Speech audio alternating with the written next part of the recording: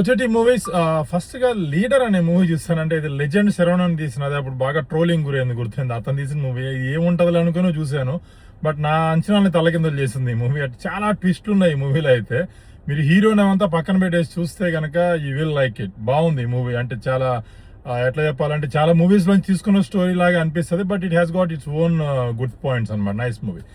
Then Karmeni Selvam అనే movie చూసాను. ఇదేంటి ఎట్లా అంటే ఒక హ్యాపీగా బ్రతుకుతున్న వ్యక్తి తర్వాత డబ్బు గురించి పడి నానా సంకలనం ఆగిపోతాడు డబ్బు మీద ఆశతోటి.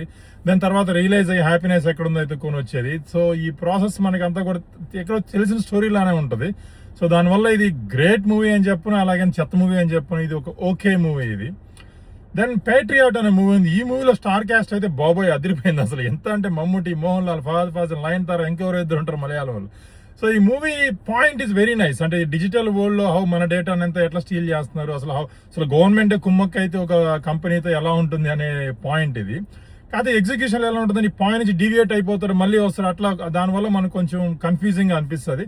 బట్ ఆ పాయింట్ గురించి ఈ మూవీ బాగుంది. అంటే నాట్ గ్రేట్ అననే కానీ but it's a good movie.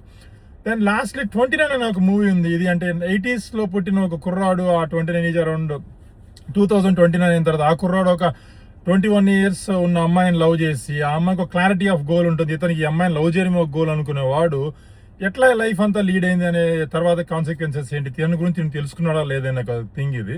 దీంట్లో స్లోగా స్టార్ట్ అయితే బట్ మూవీ అయితే ఇది లాస్ట్ లో బాగా అనిపిస్తుంది. ఒక గుడ్ మూవీ కంటెంట్ ఉంది దీంట్లో. అండ్ ఒక సీన్ ఉంటుంది వాళ్ళ అమ్మగారి సీన్, లైక్ పార్క్ లో ఉంటుంది. అది చాలా బ్యూటిఫుల్, బాగా నాకు బాగా హార్ట్ టచ్ చేసింది. If everybody is like that then beautiful గా ఉంటుంది వరల్డ్ అనిపించింది. Thank you.